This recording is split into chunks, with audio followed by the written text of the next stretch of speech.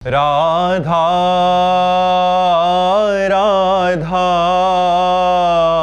राधा राधा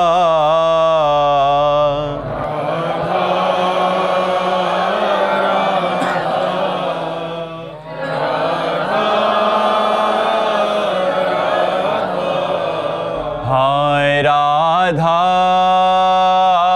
राधा राधा राधा राधा राधा राधा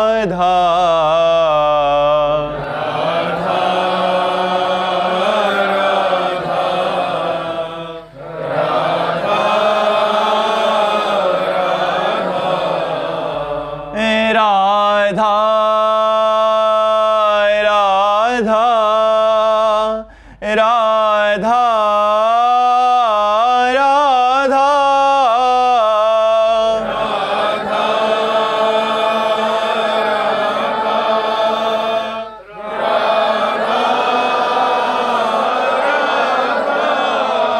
हाय राधा राधा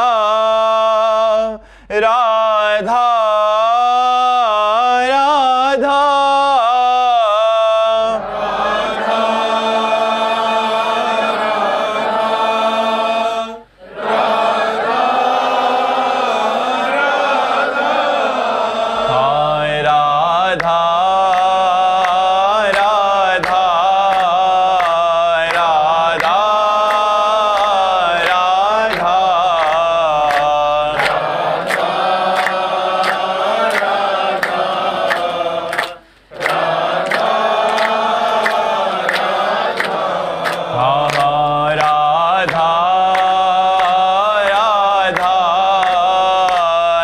राधा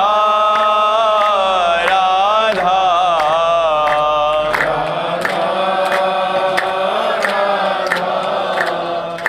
राधा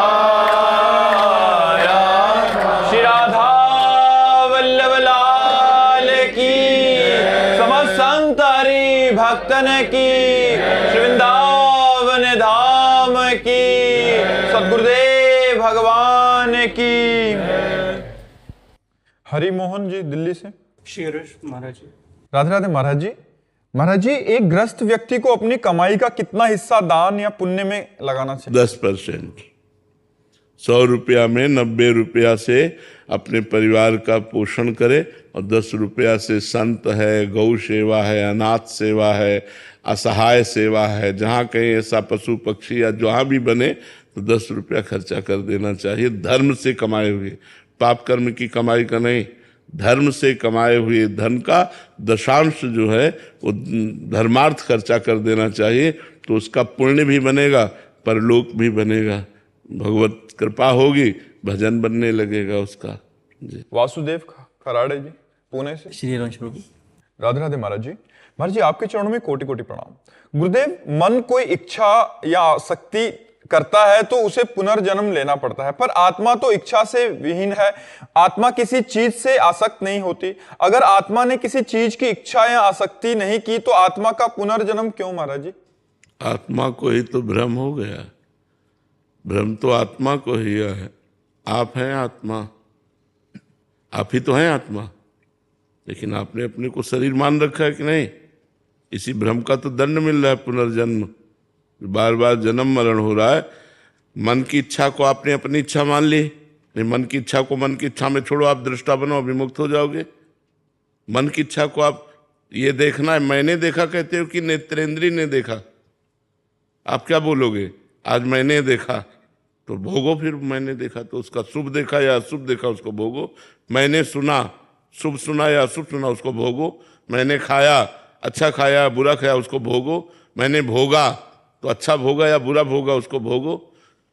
भ्रम तो प्रभु मन आत्मा नहीं है ना? पर नहीं, मन नहीं, मन नहीं ना, मन की इच्छा है प्रभु, आत्मा की तो आत्मा ने मन में अपना तदात्म कर लिया है, मन को अपना मान लिया है, मन की इच्छा को अपनी इच्छा मान लिया है। जो मन सलाह देता है वही बुद्धि निश्चय कर देती, वही आत्मा मान लेता है। जीव एक रथी है, समझ रहे हो?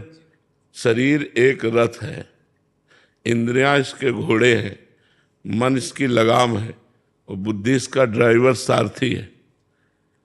अब रथी ऐसे बैठा है, अब सारथी मन की लगाम को ढीली कर दिया बुद्धि रूपी सारथी ने। अब इंद्रिय रूपी घोड़े मत वाले होकर विषयों की तरफ भाग रहे हैं और रथी कुछ कर ही नहीं रहा। अगर वो अपने स्वरूप में आ जाए और सारथी को डांट लगा दे तो सब बात बन जाए। अब सारथी रथी के अनुसार नहीं चल रहा, मन के अनुसार चल रहा है, इसीलिए हमारी दुर्गति हो गई। तो विषयों का चिंतन करने वाला मन और इंद्रियां बंधन युक्त आत्मा,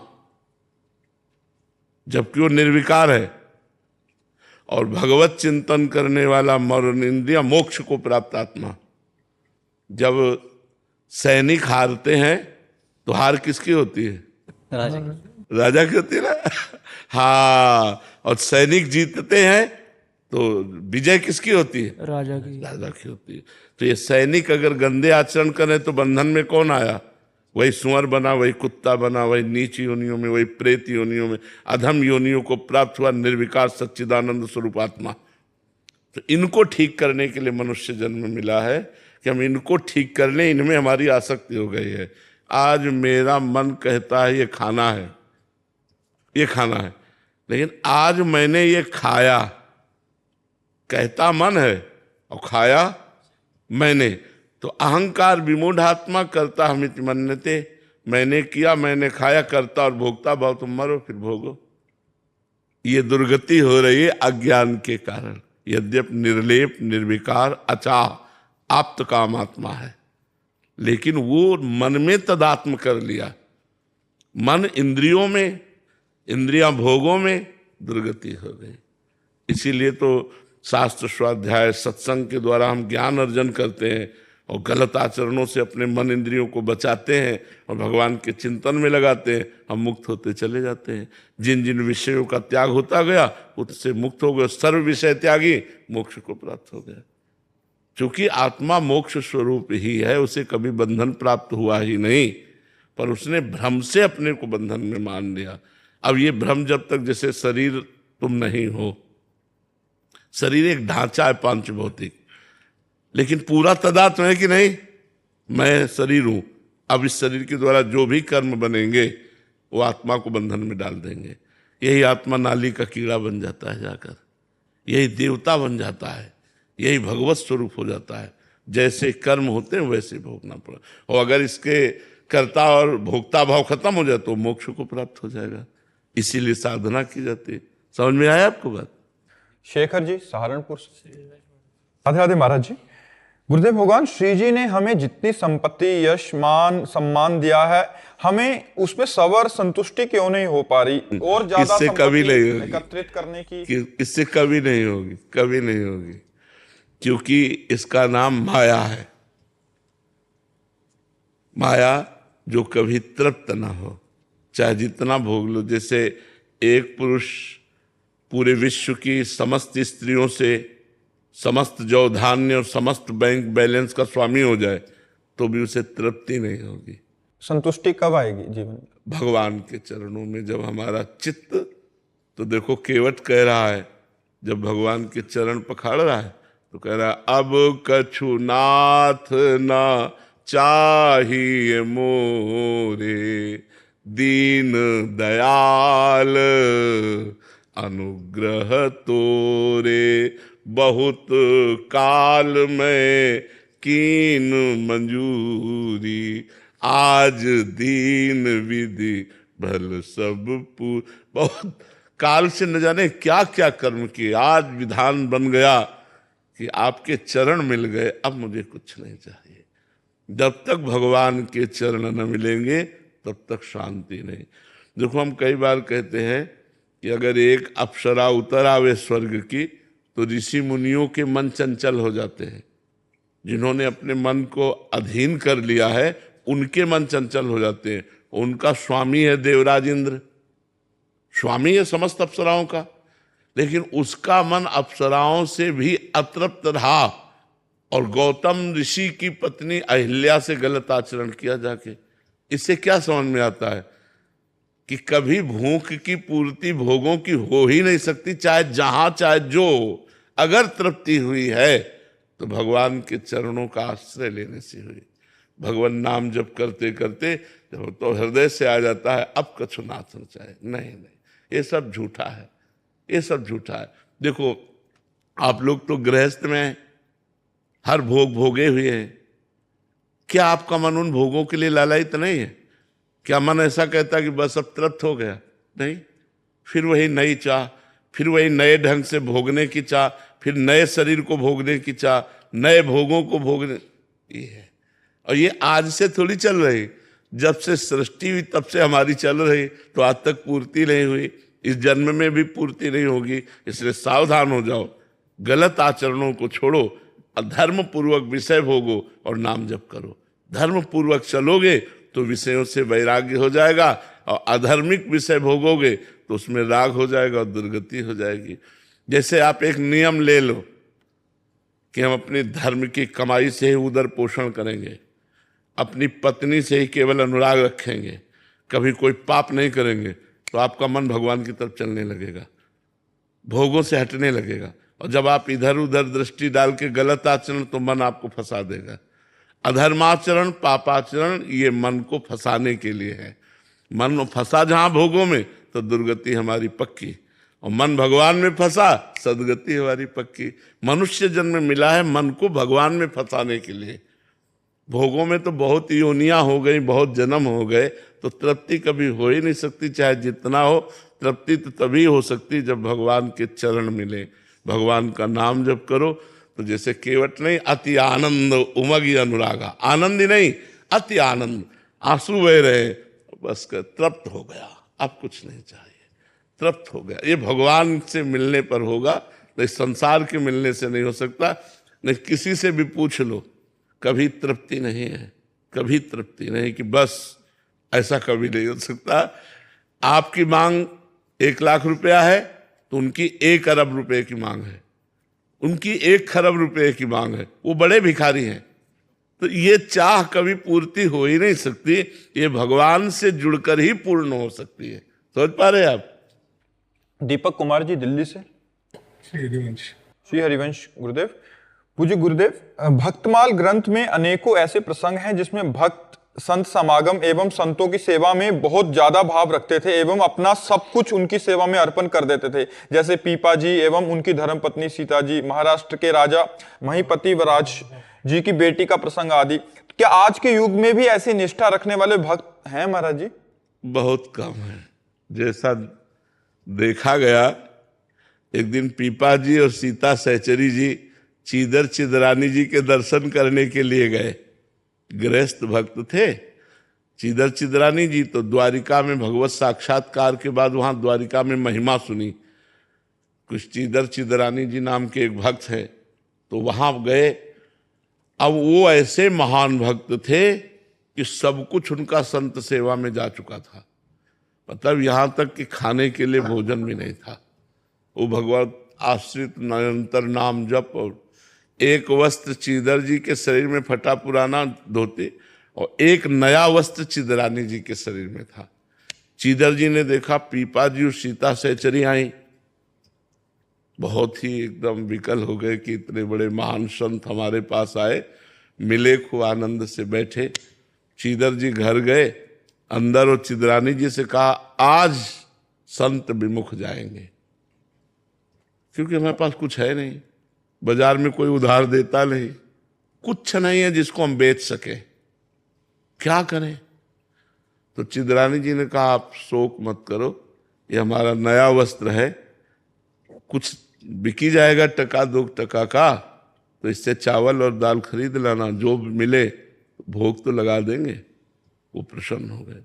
एक ही वस्त्र था तो बाजार में बेच दिया, जो भी उससे दाल चावल जो भी मिला उन्होंने बनाया, और बना के कोई 1 सेर 2 सेर 2.5 सेर थोड़ी मिलेगा उस कपड़े, एक कपड़े का।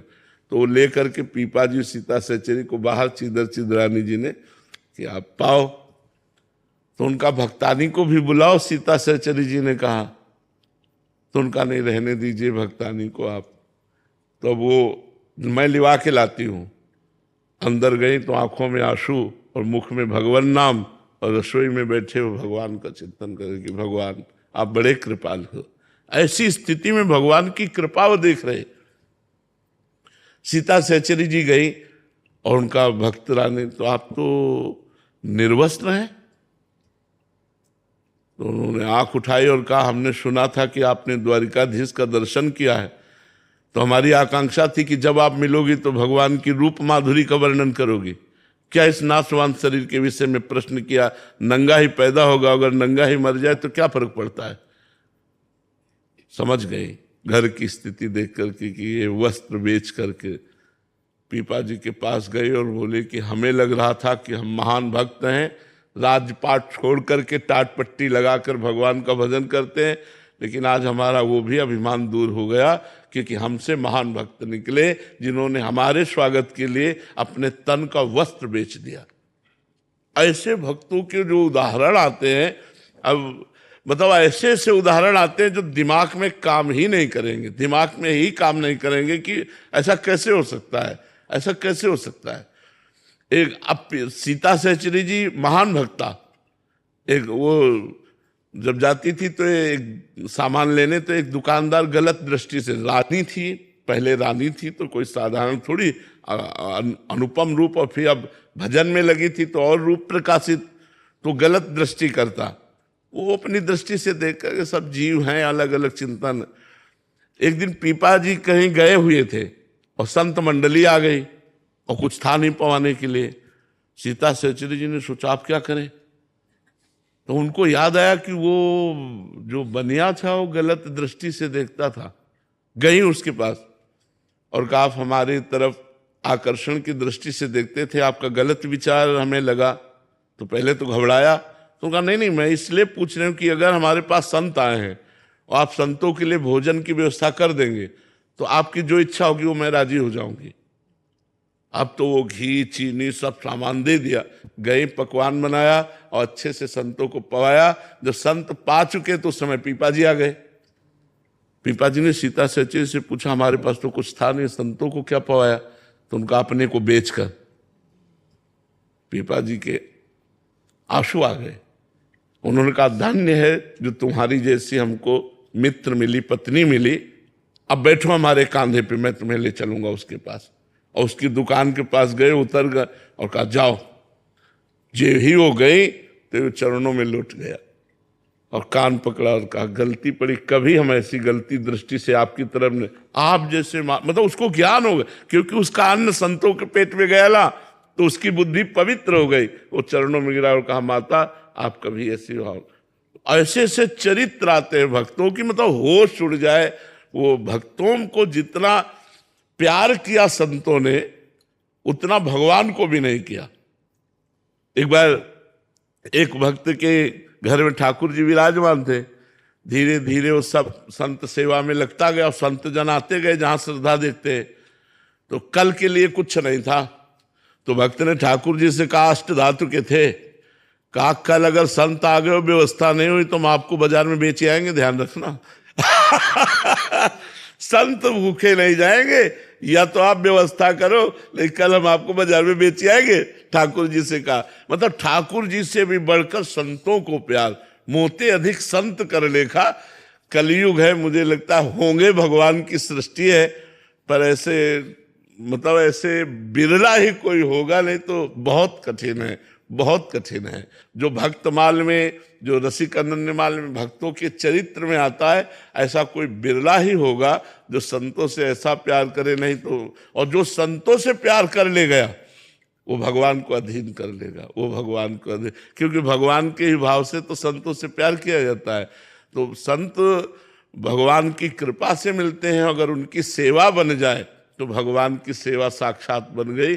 कहा जाता है कि भगवान को अगर पाते देखना तो संतों को पवाओ, भगवान संतों के मुख से पाते हैं, भगवान संतों के मुख से पाते हैं। तो संतों की सेवा के जो भक्तमाल में उदाहरण है, होगी क्योंकि भगवान की सृष्टि है, होंगे ऐसे, पर बहुत बिरले होंगे, कोई ऐसे बकाया ऐसे नहीं होंगे। ऐसा दे देना कुछ वो बात अलग है, लेकिन प्राण न्यौछावर कर देना, सर्वस्व न्यौछावर कर देना, ये बहुत कठिन बात है। राम शरण जी, जय जय सीतार। राधे राधे महाराज जी। महाराज जी, माता पिता की भगवत भाव से सेवा करते हुए गुरु कृपा से आजीवन अगर ब्रह्मचर्य का पालन करते हुए भजन करने वाले साधक भी क्या विरक्त माना जाता है या ग्रस्त? विरक्ति माना जाएगा, विरक्ति माना जाएगा। विषयों से वास्तविक विरक्ति होना ही वैराग्य का मार्ग है। वो चाहे भेष गृहस्थ का हो, उससे कोई फर्क नहीं पड़ता है। भेष विरक्त है और विषयों से अनुराग रखता है तो पाखंडी है। बिन विवेक वैराग्य भक्ति बिनु सत्य न एको मानो, भगवत विमुख कपट चतुराई सो पाखंड नहीं जानो।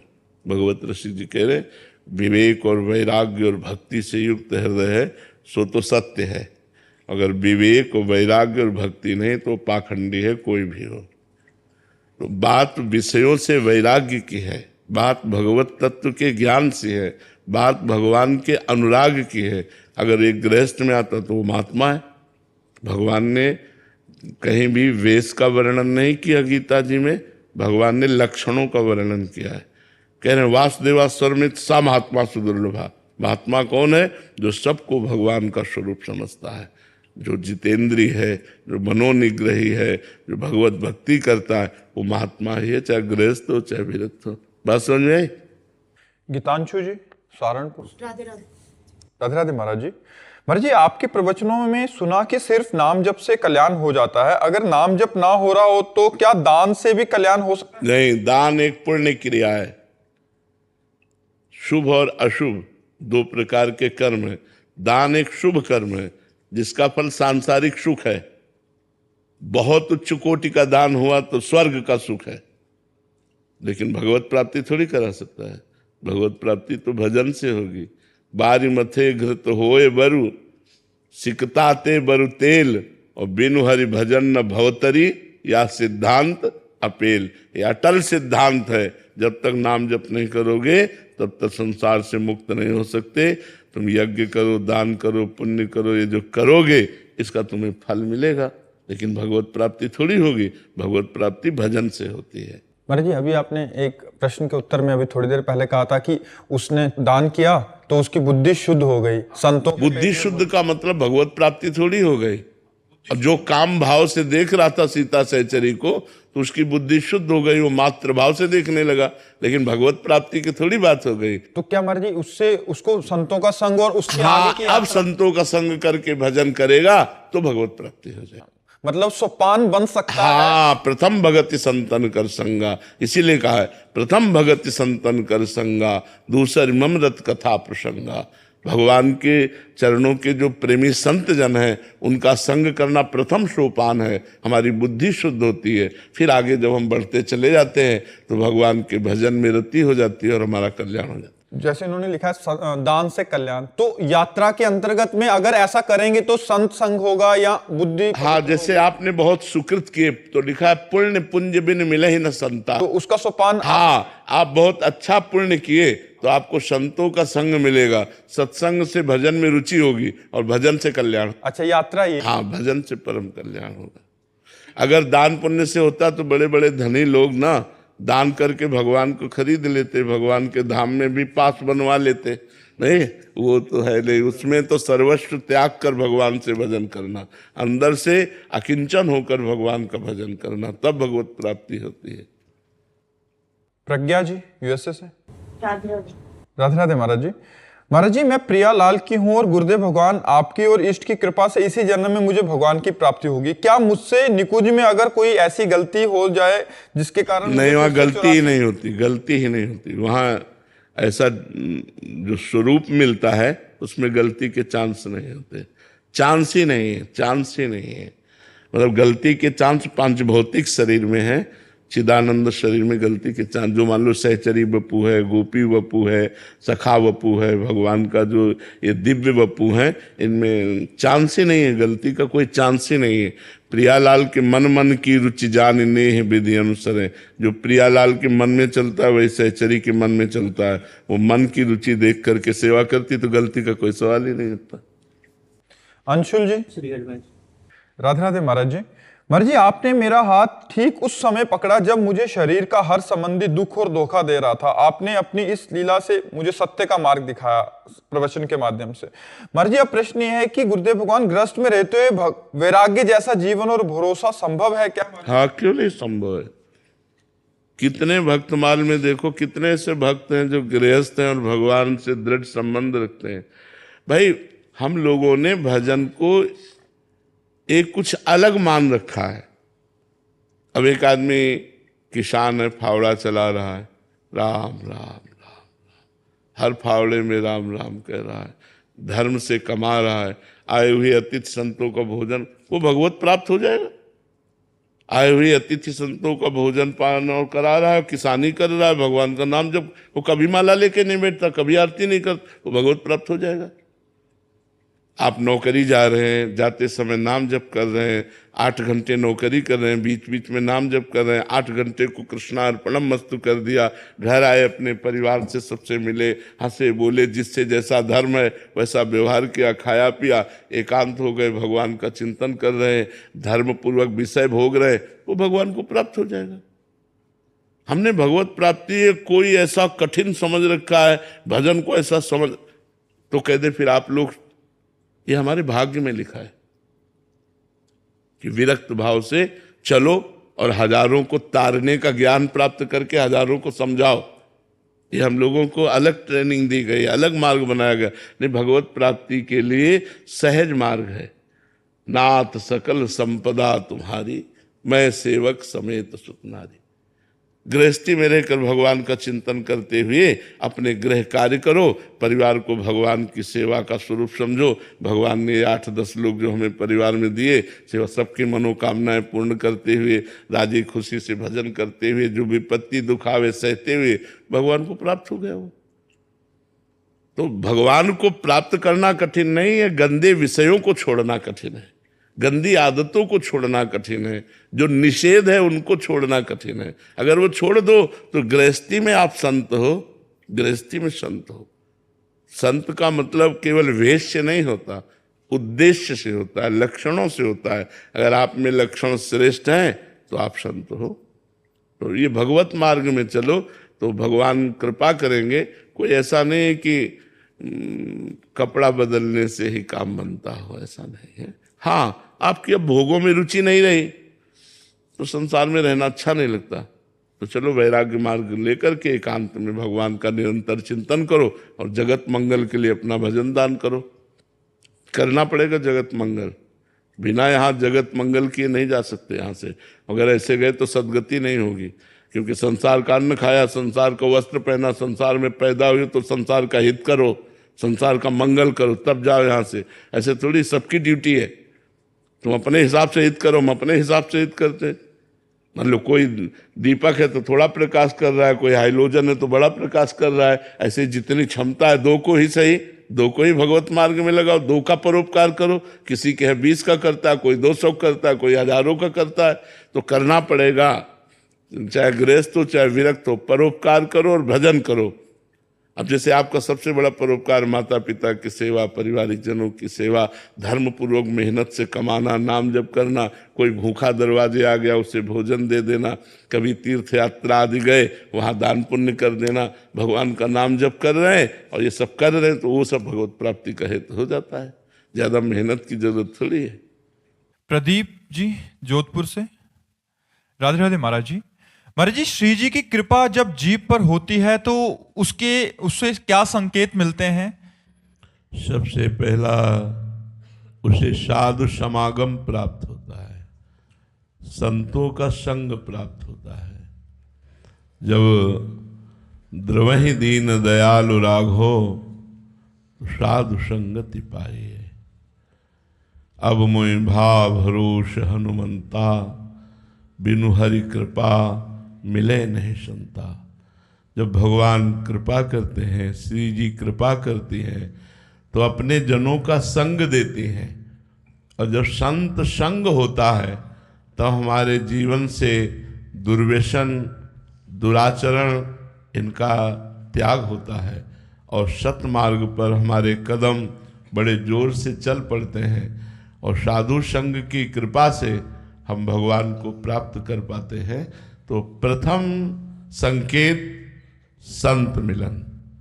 जहाँ संत मिलन हो तो समझ लो अब हमारा अंतिम जन्म आने वाला है।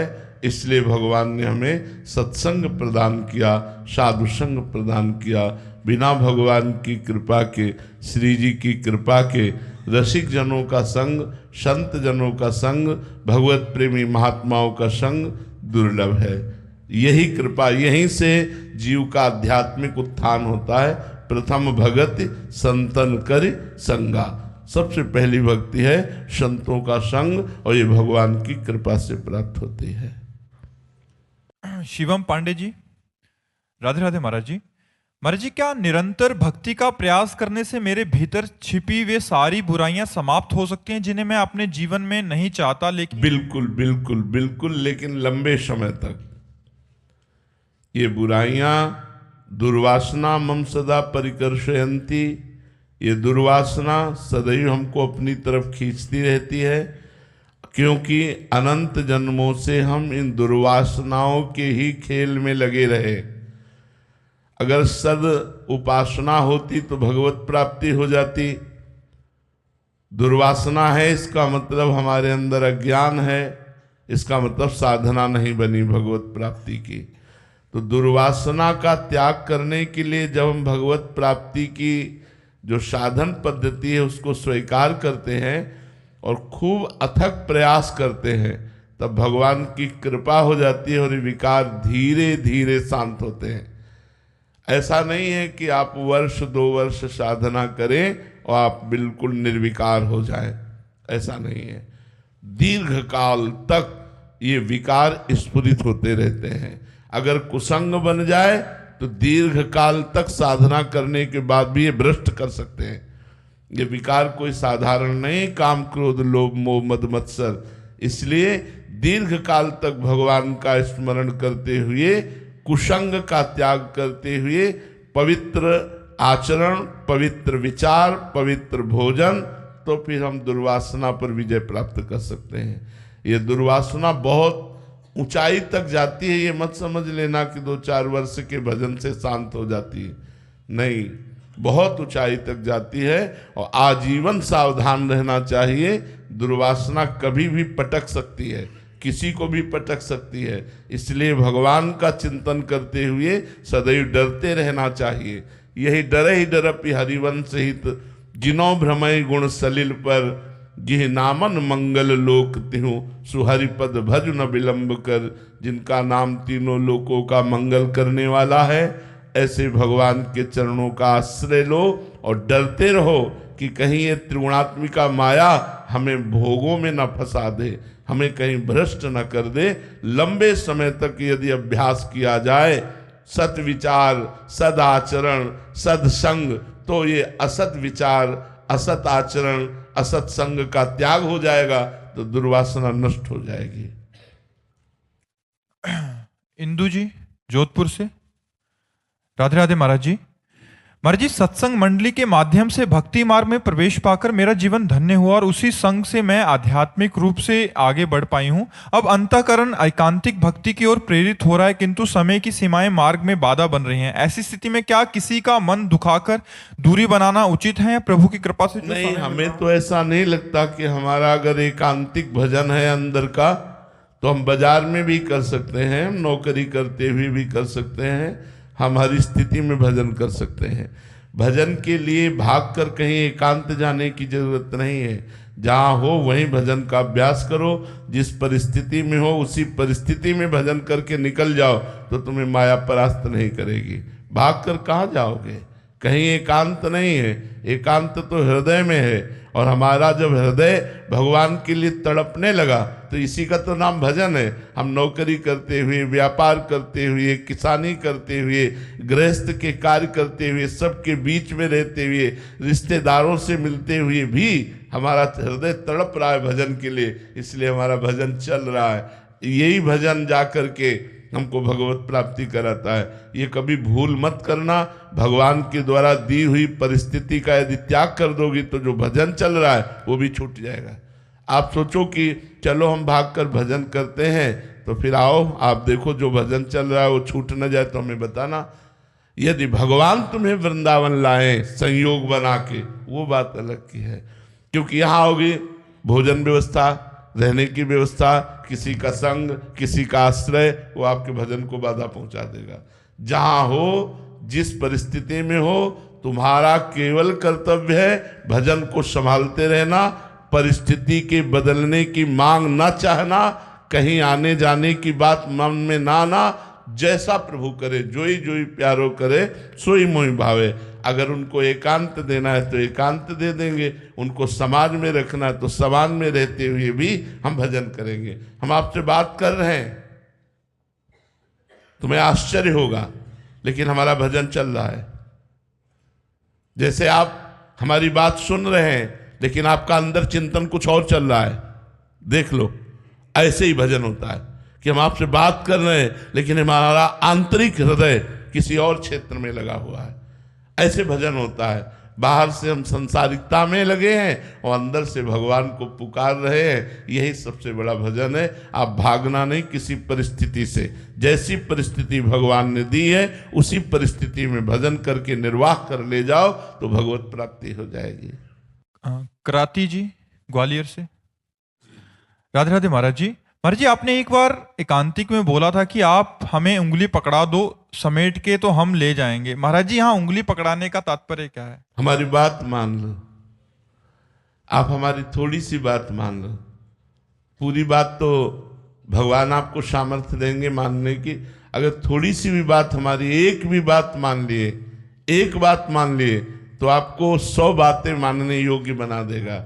आप थोड़ी सी बात हमारी मान लीजिए, कुछ समय राधा राधा रटिए, थोड़ी सी बात मान लीजिए, गंदे आचरणों का त्याग कीजिए, थोड़ी सी बात मान लीजिए, अपने परिवार को भगवत स्वरूप मान करके चलिए। आप ये है पकड़ाना, फिर आगे तो पूरा भगवान तुम्हारे अंतःकरण को पूरा समेट लेंगे।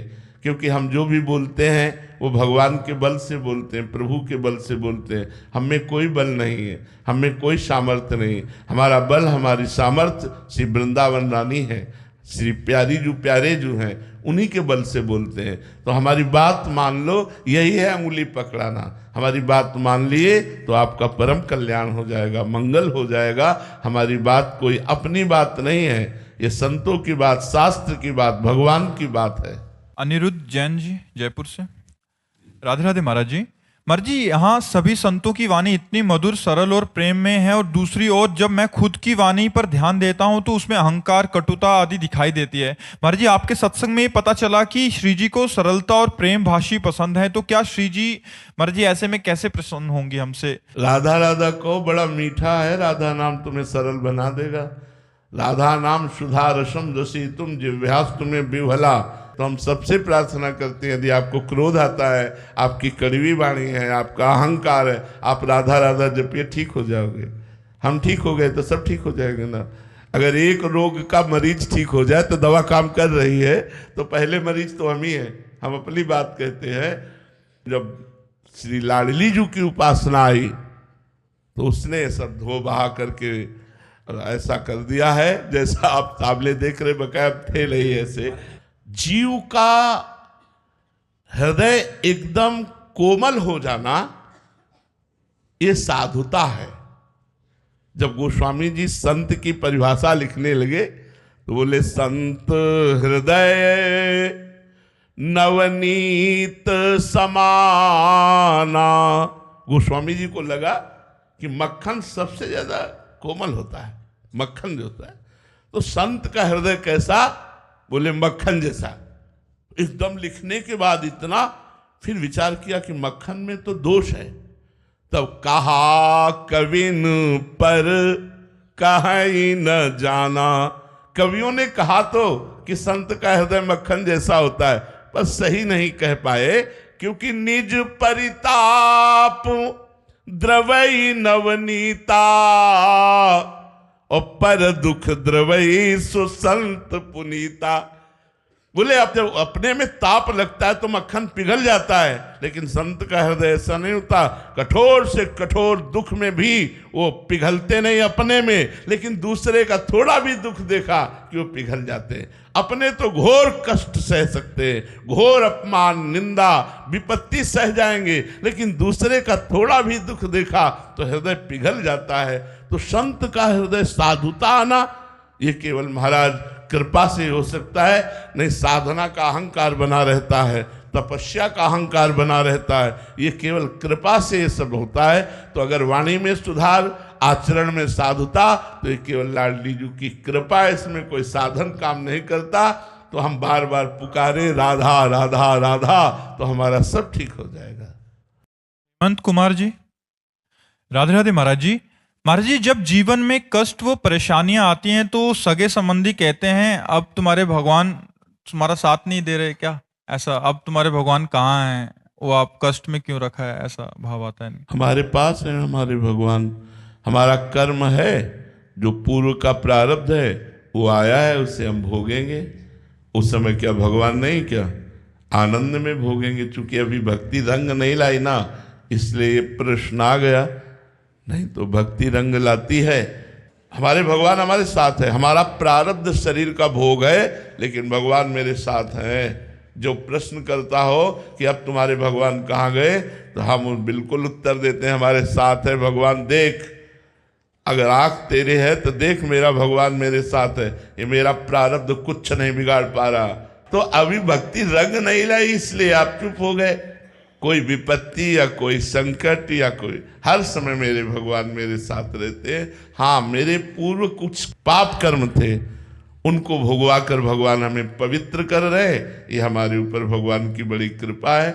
इसका मतलब ये थोड़ी है कि हम सुखी हैं तो भगवान हमारे साथ हैं, दुखी हैं तो भगवान हमारे साथ नहीं। दुख में तो भगवान विशेष भक्त का साथ देते हैं, लेकिन भक्त हो तब ना समझ पावे। अभी तो भक्ति की शुरुआत ही नहीं ठीक से हुई है।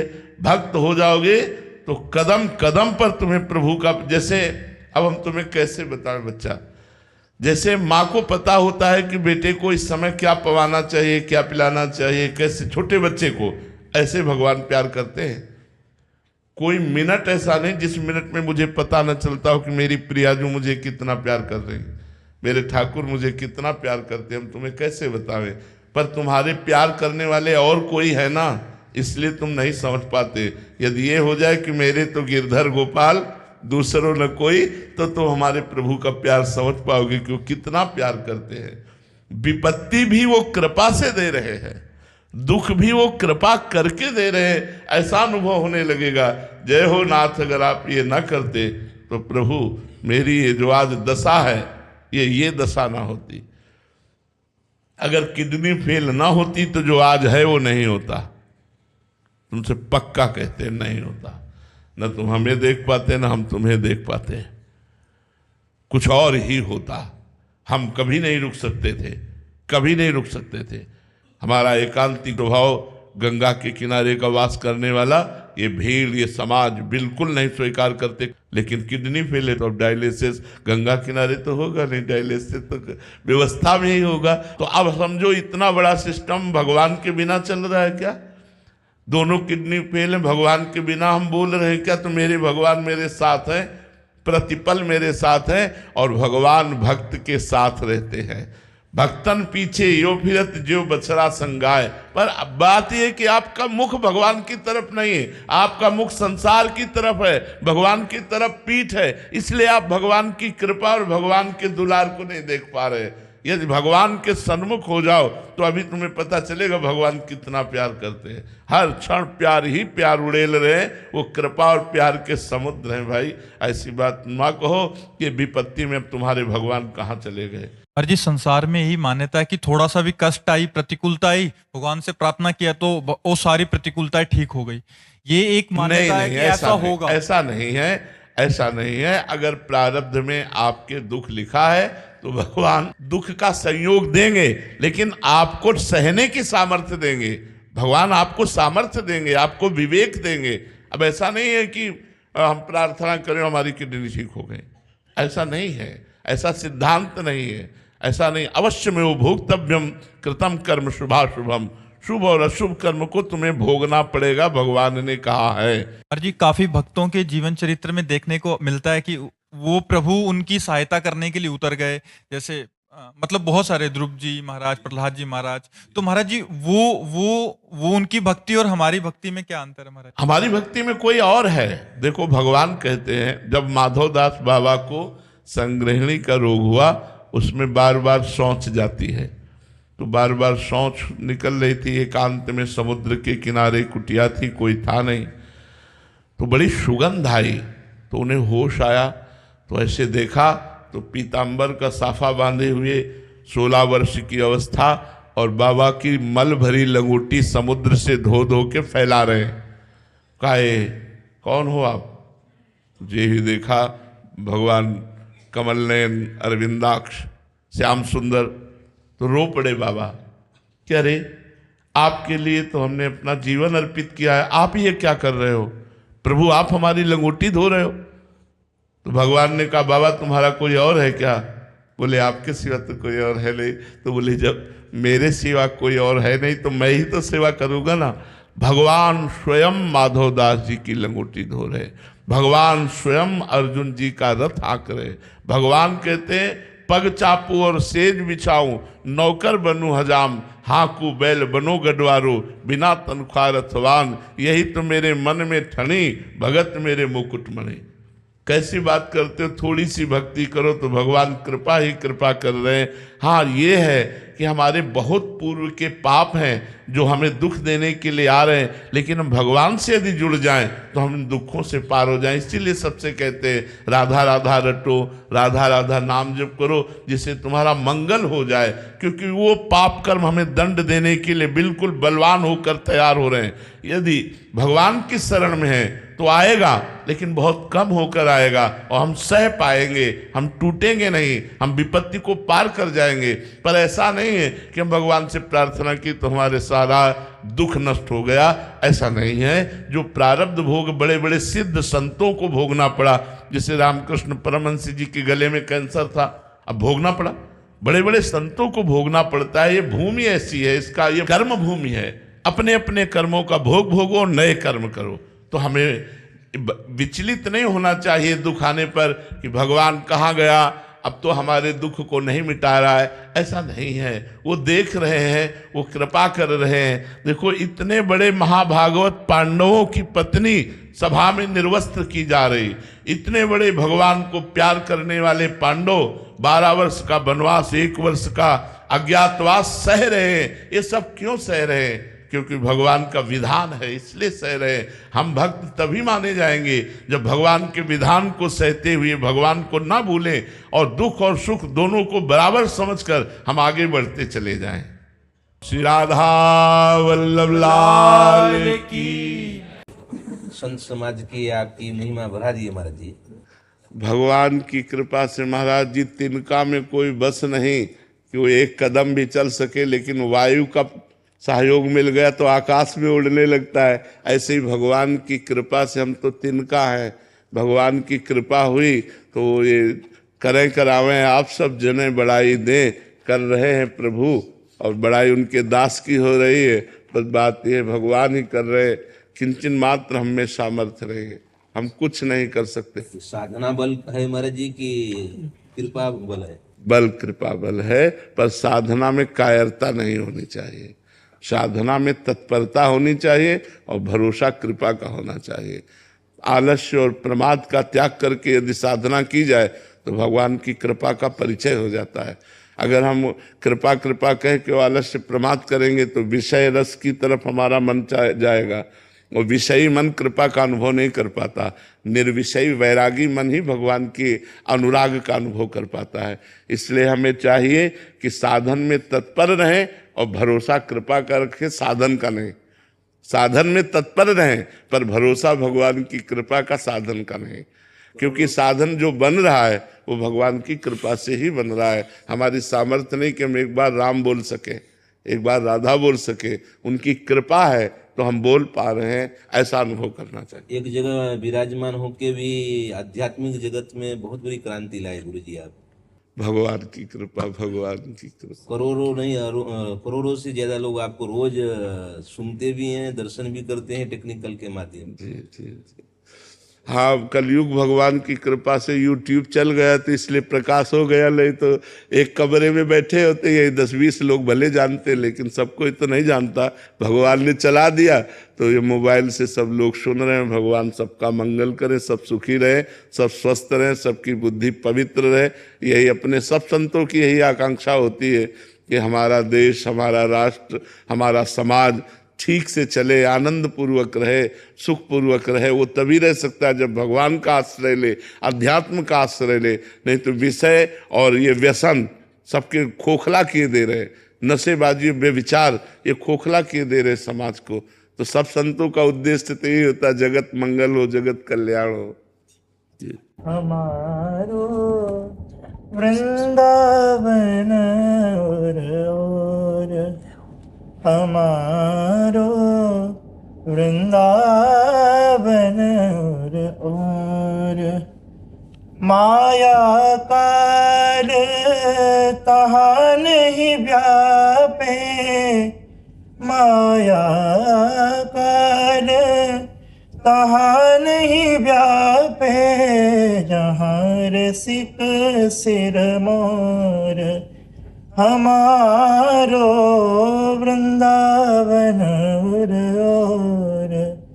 छूट जात सत असद वासना, मन की दौरा दौर। भगवत रसिक बतायो श्री गुरु, भगवत रसिक बतायो श्री गुरु। अमर लौकिक कठोर हमारो वृंदावन और।